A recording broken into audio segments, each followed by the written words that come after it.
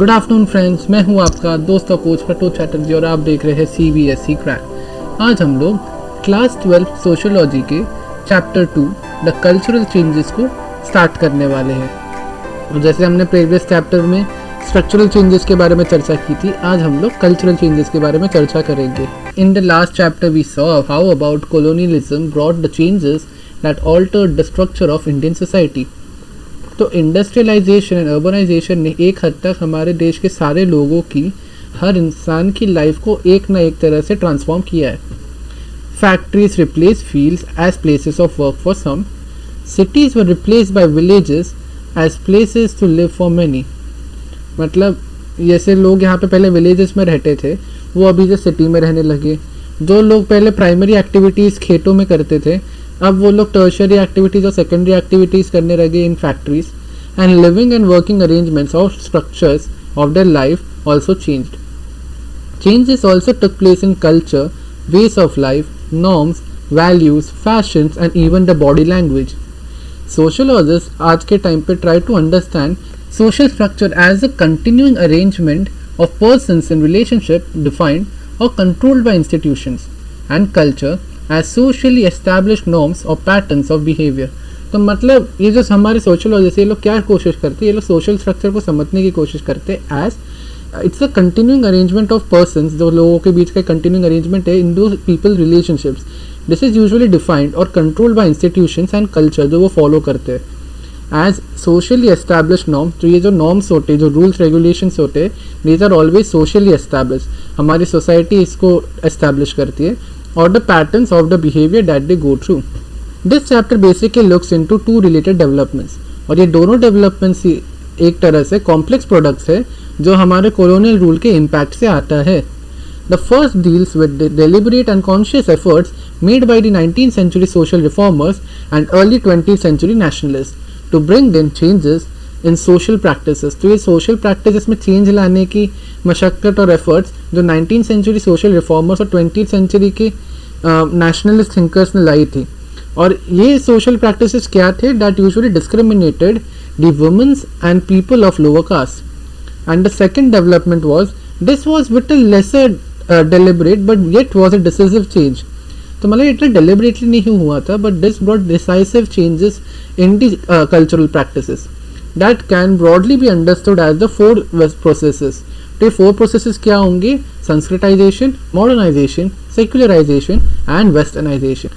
Topic 2.1 social reform movements in the 19th and early 20th century.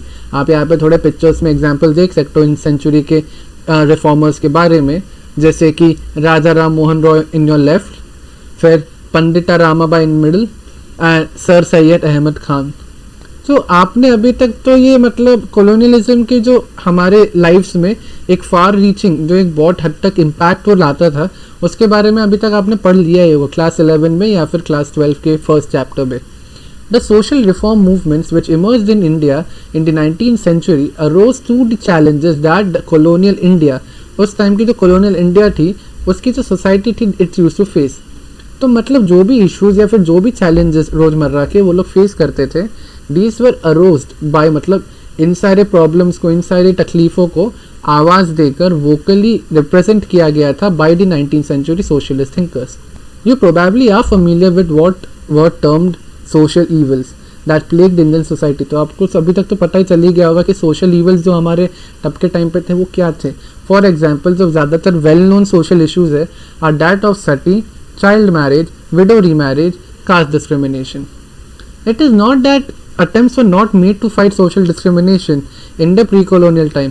तो मतलब अभी आप ये सोच के मत रहिए कि मतलब 19th century और 20th century के लोगों ने सोशल ईवल्स के खिलाफ आवाज़ उठाई थी, तो इसका मतलब ये नहीं कि उससे पहले कॉलोनियल इंडिया के पहले जो प्री कॉलोनियल पीरियड था तब हमारे इंडिया में कोई इनके खिलाफ आवाज़ नहीं उठाता था।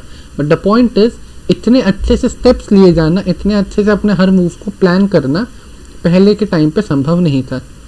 दे वर central to Buddhism, to Bhakti and Sufi movements. तो वही बात है कि ये जो पहले के टाइम पे फाइट होता था, तो प्री कॉलोनियल एरा में फाइट होता था इनके खिलाफ, social discrimination and social evil के खिलाफ, these were almost central to the Buddhism, to Bhakti and Sufi movements. What marked these 19th century social reforms attempts was the modern context and mix of ideas. It was a creative combination of modern ideas of Western liberalism and a new look towards the traditional literature. तो मतलब ये जो हमारा modern context है वो basically आप कह सकते हो जो 19th सेंचुरी का हम कहते हैं that's basically mix of ideas, जो आपको दो आइडियाज़ के मिक्सचर से मिलेगा, जो है western liberalism and traditional literature की तरफ एक न्यू लुक देना, उसको एक नए पर्सपेक्टिव से देखना, मिक्स ऑफ आइडियाज़। तो इसके कुछ एग्जाम्पल्स यहाँ पे दिए हुए आप लोग देख सकते हैं। Raja Ram Mohan Roy attacked the practice of sati on the basis of both appeals to humanitarian and natural rights doctrines. तो मतलब बेसिकली अगर आप ह्यूमन राइट्स वायलेशंस के हिसाब से या एक मतलब आप ह्यूमैनिटेरियन वे में कैसे किसी को ट्रीट करते हो उस हिसाब से भी सती गलत है, जिस कारण राजा राम मोहन रॉय ने उसको उस बेसिस पे तो अटैक किया ही था। As well as Hindu shastras में भी अटैक किया था, जिसमें कहा गया है कि ये सब सही नहीं है and this all was followed just because of ill interpretation of the Brahmanas. M.G. Ranade's titles entitled The Text of the Hindu Law on Lawfulness of the Remarriage of Widows and Vedic Authorities for Widow Marriage elaborated the शास्त्रिक sanctions for remarriage of widows। तो मतलब उन्होंने अपनी writings के द्वारा ये भी elaborate वे में दिखाने की कोशिश की कि हमारे जो शास्त्रिक हमारे टेक्स्ट है, जो हमारे शास्त्र है, उसमें ना एक तरह से विडो रीमैरिज या जो रीमैरिज है इस चीज़ को पहले से सैंक्शन किया गया है, according to them it's right. तो इसी चीज़ को और अच्छे से हाईलाइट करके लोगों के सामने लाने के पीछे M.G. रानाडे की राइटिंग्स है। The content of new education was modernising and liberal. तो जो हमारे न्यू एजुकेशन का कॉन्टेंट है that was modernising and liberal. The literacy content of the courses in humanities and social science was drawn from the literature of European Renaissance, Reformation and Enlightenment. Its themes were humanistic, secular and liberal। तो मतलब हमारे जो humanities और social sciences के जो literature courses थे या उसका जो लिटरेरी कंटेंट था that was inspired by was drawn from the literature of आपका European Renaissance, Reformation and Enlightenment. तो ये जो हमारा जो टॉपिक्स है, ये जो हमारे कंटेंट थे, these were like helpful in arousing the emotions of secularism, liberalism and humanistic ideas in us. Sir Syed Ahmad Khan's interpretation of Islam emphasized the validity of free inquiry। free inquiry को उर्दू में कहते इज्तिहाद and the alleged similarities between Quranic revelations and the laws of nature discovered by modern science। तो उन्होंने एक तरह तो मतलब free inquiry के बारे में भी एम्फोसाइज किया था कि लाइक हमारे इस्लाम का इंटरप्रिटेशन करके कि मतलब हाँ आपको वैलिडिटी दी गई है कि आप फ्रीली इंक्वायर कर सकते हो आपके सारे डाउट्स को या क्वेश्चंस को। एंड अलेजिड सिमिलैरिटीज, तो मतलब कुरानिक रेवलेशंस और laws of science, laws of nature जो हमारे मॉडर्न साइंस में डिस्कवर किए गए, इनके बीच में जो सिमिलैरिटीज़ है उनको भी सर सैयद अहमद खान ने अपने राइटिंग्स में और इंटरप्रिटेशंस में हाईलाइट किया था।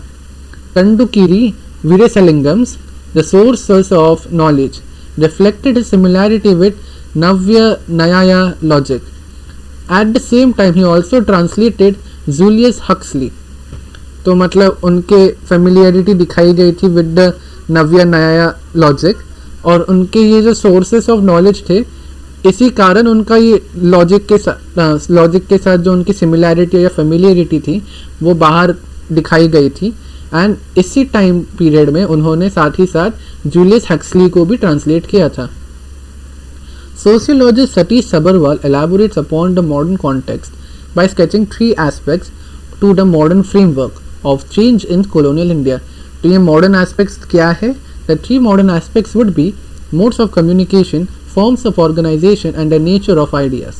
New technology speeded up various forms of communication, the printing press, the telegraph, and later microphone, or the movement of people and goods through the steamship, railways, airways, etc. तो इस तरह से जो हमारे बीच में कम्युनिकेशन और ट्रैवलिंग होने लगी दैट वाज क्वाइट फास्ट, और इसी बहाने जो हमारे दिमाग के आइडियाज़ थे and the movement of idea और the transfer of idea, the sharing of idea, ये सब हम बातें करते, this also became quite fast. Within India, social reformers from Punjab and Bengal exchanged ideas with reformers from Maharashtra and Madras. Keshav Chandra Sen of Bengal visited Madras in 1864. Pandita Ramabai travelled to different corners of the country. Some of them went to the other countries. तो यहीं पे वो example दिए जा रहे हैं कि मतलब जो लोग थे अपने आइडियाज़ को शेयर करने के लिए और अपने आइडिया का विस्तार करने के लिए, उसका हर जगह स्प्रेड करने के लिए लोग कहाँ कहाँ जाते थे और कहाँ कहाँ मिलने जा रहे थे लोगों से। जैसे कि Christian missionaries reach the remote corners of present day Nagaland, Mizoram and Meghalaya. Modern day organisations like the Brahmo समाज इन बंगाल एंड आर्य समाज इन पंजाब। तो आपको ये कभी कभी 1 मार्क क्वेश्चन में आता है कि बंगाल में कौन सा समाज है, तो आप लिखोगे ब्राह्मो समाज। And which samaj was built और क्रिएटेड और फॉर्म्ड इन पंजाब, तो आप क्या लिखोगे, Arya Samaj. The All India Muslim Ladies Conference Anjuman e Khawateen e Islam was founded in 1914। तो 1914 में किसको फाउंड किया गया था या किस कमिटी का एस्टैब्लिशमेंट हुआ था? The establishment of all India Muslim Ladies conference was done by 1914. Indian reform was debated not just in public meetings but also through public medias like the journals and newspapers famous at that time. Translations of writings of social reformers from one Indian language to another took place. For instance, Vishnu Shastri published a Marathi translation of Vidyasagar's books in Indu Prakash in 1868. Indu प्रकाश 1868 के time का जो आप बोल सकते हो 18th century का quite famous newspaper था। And वहाँ पे विद्यासागर जी का जो आपके बुक का ट्रांसलेशन था मराठी में, so that got a lot of appreciation by the critics and the people who used to read the paper. New ideas of liberalism and freedom, new ideas of home making and marriage और the new rules for mothers and daughters, even the new ideas of self conscious pride in culture and traditions also emerge. तो एक तरह से जब ऐसे अलग अलग type की बुक्स, अलग अलग टाइप की आइडियाज़ को एक पर्टिकुलर टारगेट ऑडियंस से लेके दूसरे टारगेट ऑडियंस तक पहुंचाया गया। जैसे कि अगर विद्यासागर जी ने बुक बनाया था, that was not for Marathi people, मतलब I want to say that was not for Maharashtrians और महाराष्ट्र, बिकॉज इसमें मराठी में कोई लिखा नहीं था। बट जैसे कि आप देख सकते हो विष्णु शास्त्री ने उस बुक को मराठी में ट्रांसलेट करके अपने जर्नल्स में प्रिंट करवाया, जिस कारण जो बाकी लोग थे वो खुद जो महाराष्ट्र के थे वो भी ये बुक को समझने लगे, पढ़ने लगे और उनको भी समझ में आया विद्यासागर की थॉट प्रोसेस के बारे में। ऐसे कई एग्जांपल्स आपको दिखेंगे, जैसे वीरे सेलिंगम थे, वो तमिल और मलयाली में बुक्स लिखते थे या फिर वो जर्नल्स में लिखते थे। विद्यासागर जी या फिर ज्योतिबा फुले जिन्होंने स्कूल्स खोले थे, फर्स्ट वुमेन स्कूल। तो ये एक तरह से बहुत तरह से हम लोग के आइडियाज़ और हमारे माइंडसेट्स का हम लोग विस्तार कर रहे थे, जिसको हम लोग अलग अलग कम्युनिटीज़, अलग अलग कल्चर्स में शेयर कर रहे थे। It was the social reformer Jyotiba Phule who opened the first school for women in Pune. Jyotiba Phule thus recalled the glory of pre-Aryan age, while others like Bal Gangadhar Tilak emphasized the glory of Aryan period. In other words, 19th century reform initiated a period of questioning, reinterpretations and both intellectual and social growth. The varied social reform movements did have common themes, yet there were also significant differences. तो अभी तक हमने जैसे common themes के बारे में बात कर ली, अब हम लोग थोड़ी बहुत जो हमारे डिफरेंसेस थे उनके बीच की बात करेंगे। For some the concerns were confined to the problems that the upper caste, middle class, women and the men's faced. तो मतलब जो आपके आप बोल सकते हो कि जो आपका रिप्रेजेंटेशन है upper class and middle class womens and mens का, तो ये लोग जो प्रॉब्लम फेस करते थे, तो कुछ सोशल रिफॉर्मर्स के लिए इन्हीं प्रॉब्लम्स का सल्यूशन या निवारण निकालना ही ज़्यादा इम्पोर्टेंट था। But on the other hand there were some cases or there were some examples of social reformers for whom the injustice suffered by the discriminated caste were also the central questions. For some, social evils had emerged because of a decline of the true spirit of Hinduism. तो कुछ ऐसे भी लोग थे जो ये मानते थे कि हिंदुइज्म के डिक्लाइन के कारण ही, हिंदुइज्म की जो सच्ची भावना है उसके डिक्लाइन के कारण ही सोशल इविल्स का डेवलपमेंट हुआ है। For others, caste and gender oppression was intrinsic to the religion. तो कुछ लोग ये भी मानते थे कि आप अगर रिलीजन को फॉलो करते हो, अगर आप रिलीजन को मानते हो, तो जो आपका कास्ट और जेंडर ऑपरेशन है कि मतलब Brahmans are at the top of the ladder and Shudras और achhuts are at the bottom, तो ये ना बहुत ज़्यादा कॉमन हो जाएगा। दिस इज लाइक नेचुरल, ऐसे कुछ लोग सोचते थे। Likewise the Muslim reformers actively debated the meaning of polygamy and पर्दा। तो मुस्लिम रिफॉर्मर्स भी हमारे हिंदू कल्चर के जो पॉलीगैमी एंड पर्दा सिस्टम है उसको क्वेश्चन करते थे। For example, a resolution against the evils of polygamy was proposed by Jahanara Shah Nawaz at the All India Muslims Ladies Conference, जिसके बारे में हम थोड़ी देर पहले पढ़ रहे थे।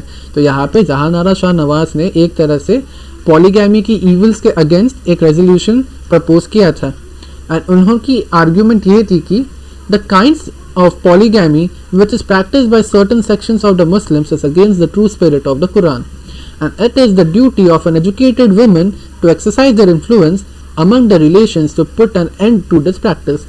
तो वही बोल रही है कि मतलब कुरान के ट्रू स्पिरिट को ये लोग अवहेलना कर रहे हैं और they are not accepting the true spirit of Quran by following a certain kind of polygamy. और उनके जैसे मतलब जहानारा शाह नवाज जैसे ही बाकी वुमेन्स जो एजुकेटेड है, ये उनका मतलब दारोमदार है, it is their duty to correct this mistake and end the practice of this kind of polygamy. The resolution condemning polygamy caused considerable debate in the Muslim press. Tehzeeb-e-Niswar, the leading journal for women in the Punjab, came out in favor of the resolve. But इस resolve के favour में आने के बाद ही आप देख सकते हो बाकी जो लोग थे या बाकी जो न्यूज़पेपर्स थे, they like disapproved the resolve.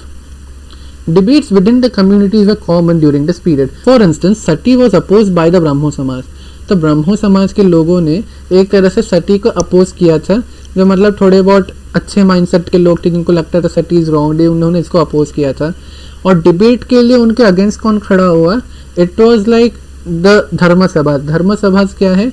Bengal में जो हिंदू कम्युनिटी थे, उस कम्युनिटी के जो ऑर्थोडॉक्स मेंबर्स हैं, जो लोग बहुत ज़्यादा इन सब चीज़ों में मानते हैं, they are quite old and they can not be like, उनका माइंडसेट आप इतनी इजीली चेंज नहीं कर सकते। उन्होंने मिलके बनाया धर्म समाज और उन्होंने ना एक तरह से पिटीशन जारी किया था कि like the British can not, मतलब ब्रिटिश एंड द रिफॉर्मर्स जो भी है, दे कैन नॉट और they have no right to interpret the sacred text. तो उनका कहना था कि जो सीक्रेट टेक्स्ट है हम जानते हैं वो क्या है, उसमें लोगों ने क्या कहा हम जानते हैं, भगवान की वाणी क्या है हम जानते हैं, पर ये जो ब्रिटिशर्स है और ये जो सोशल रिफॉर्मर्स है, दे हैव नो राइट, और मतलब उनके पास कोई हक नहीं है हमारे सीक्रेट टेक्स्ट का सही जो वो कहते हैं, क्योंकि लोग तो ऑब्वियसली जो आए थे बाहर से पढ़े लिखे वो लोग सही इंटरप्रिटेशंस कर रहे थे, बट दैट्स लाइक वो लोग जो भी बोले उनको कोई हक नहीं है, हम जो मानते हैं वही सही है, हम जो करेंगे वही सही है। तो उन्होंने एक तरह से इसका ये किया था, पिटीशन जारी किया था। तो यहाँ पे एक और एग्जाम्पल दिया हुआ है, मुक्ताबाई, मतलब ये ज्योतिबा फुले के जो फर्स्ट, ज्योतिबा फुले क्या थे? He was the person who open the first women school इन पुणे। तो मतलब मुक्ताबाई वही की एक 13 ईयर ओल्ड स्टूडेंट थी। उन्होंने वहाँ पे 1852 में ये लिखा था, let that religion where only one person is privileged and the rest are deprived perish from this earth. तो वो रिलीजन जिसमें सिर्फ एक इंसान को प्रिविलेज मिलती है और बाकी सब उस प्रिविलेज से डिप्राइव्ड रहते हैं, उस रिलीजन का इस दुनिया से, इस धरती से पेरिश हो जाना, मतलब उसको ख़त्म हो जाना चाहिए, उसका कोई अस्तित्व नहीं रहना चाहिए। And let it never enter a minds to be proud of such a religion. तो मतलब ऐसा कोई ख्याल या ऐसा कोई थॉट हमारे दिमाग में वापस कभी ना आए कि हमें ऐसे किसी रिलीजन के बारे में प्राउड होना चाहिए। Topic 2.2, how do we approach the study of Sanskritization, modernization, secularization and westernization? In this chapter, each of the 4 concepts, namely जो हमने अभी तक डील किया है कि like Sanskritisation, modernisation, secularisation and westernisation, ये जो चारों कंसेप्ट है, these are dealt in different sections. Colonialism led to the growth of an English educated Indian middle class. तो जो हमारे देश की मिडिल क्लास थी, कोलोनिज्म के इम्पैक्ट के कारण they started to go to school and they started to learn. तो जो इंग्लिशमैन से, जो हमारे ब्रिटिशर्स थे, उन्होंने स्कूल्स का इंट्रोडक्शन किया था, जिससे कि मतलब हमारा मिडिल क्लास एक तरह से एजुकेटेड हो सके, इंग्लिश सीख सके, जिससे कि हम उन्हीं के ईस्ट इंडिया कंपनी में या उन्हीं के जॉब में काम करें और उनको हमसे बात करने के लिए, हमसे कन्वर्स करने के लिए हिंदी नहीं सीखनी पड़े, क्योंकि हम उनसे बात करने के लिए इंग्लिश सीख रहे हैं। बट इससे क्या हुआ, एक तरह से हमारे देश में जो मिडिल क्लास सेक्शन है उसके अंदर एक इंग्लिश एजुकेटेड सिस्टम का डेवलपमेंट हुआ, जिस कारण हर इंसान जो हमारा मिडिल क्लास से था, जो एजुकेशन लिया था, वो ही was well versed with English. इसी कारण ही started to question all the things that he had learned till date. जो भी उन्होंने कुरान या फिर बाइबल या फिर उनका गीता या शास्त्रास में जो भी पढ़ा था, उन्होंने उससे क्वेश्चन स्टार्ट करना किया, उसको क्वेश्चन करना स्टार्ट किया, और इसी से हम लोग जैसे सोशल रिफॉर्मर्स उस टाइम पे आने लगे। They read the thinkers of Western Enlightenment philosophers of liberal democracy and dreamt of ushering in liberal and progressive India. तो एक तरह से उनके दिमाग में एक माइंडसेट क्रिएट होने लगा कि मतलब हम इतने सारा एजुकेशन लेके ज्ञान सीख के हम हमारे देश को लिबरल और प्रोग्रेसिव बनाएंगे. And yet humiliated by the colonial rule, they asserted their pride in traditional learning and scholarship. India's structural and cultural diversity is self-evident. तो यह आपको शायद से बताने की मुझे ज़रूरत नहीं होगी कि हमारे देश में स्ट्रक्चरल और कल्चरल डाइवर्सिटी कितनी अधिक है या कितनी ज़्यादा है. We begin with the concept of Sanskritisation. तो मतलब हम जो सारे डिविजन्स में बात करेंगे तो हम लोग सबसे पहले संस्कृताइजेशन से बात करेंगे. The reason for doing so is because it refers to a process that pertains to social mobility that exists before the onset of colonialism. तो संस्कृताइजेशन से स्टार्ट करने का हम लोग स्टेप क्यों लेंगे? Because it refers to a process. तो ये जो प्रोसेस है that pertained to a social mobility that existed before the onset of colonialism. तो कॉलोनियल पावर्स या कॉलोनियल रूरल्स के आने से पहले ही हमारे देश में संस्कृताइजेशन का एग्जाम्पल हम पहले से देखते हैं. इस कारण हम उसी से अपना चैप्टर स्टार्ट करेंगे. And persisted in diverse way subsequently the other three changes as we shall see shortly arose in a context marked by changes that colonialism brought about. तो मतलब जैसे आप देख सकते हो संस्कृताइजेशन कोलोनियलिज्म के पहले आया, बट जो बाकी 3 चेंजेस थे, बाकी 3 कंसेप्ट है, वो उन चेंजेस के कारण आया जो कोलोनियलिज्म अपने साथ हमारे देश में लाया था. This included the direct exposure to modern Western ideas of freedom and rights. As mentioned earlier, this exposure heightened the sense of injustice on the one hand and humiliation on the other. तो मतलब एक तरह से इस heightened exposure के कारण ही जो freedom और राइट्स की तरफ होने लगा था और मॉडर्न वेस्टर्न आइडियाज़ की तरफ होने लगा था, उस कारण एक तरह से हम एक हाथ में हमारे तरफ जो सेंस ऑफ इनजस्टिस है वो बढ़ने लगा and on the other sense of humiliation. Often this led to a desire to go back to one's traditional past and heritage. It is within this mix that we understand India's twist with modernization, westernization and secularization. Topic 2.3 Different kinds of social changes. So here we come to the end of part 1 of the chapter. So हम part 2 में Sanskritisation से continue करने वाले. अगर आपको मेरा video अच्छा लगा तो please like and subscribe to my channel और अपने दोस्तों के साथ इस वीडियो को शेयर कीजिए क्योंकि नॉलेज बांटने से बढ़ती है. Thank you.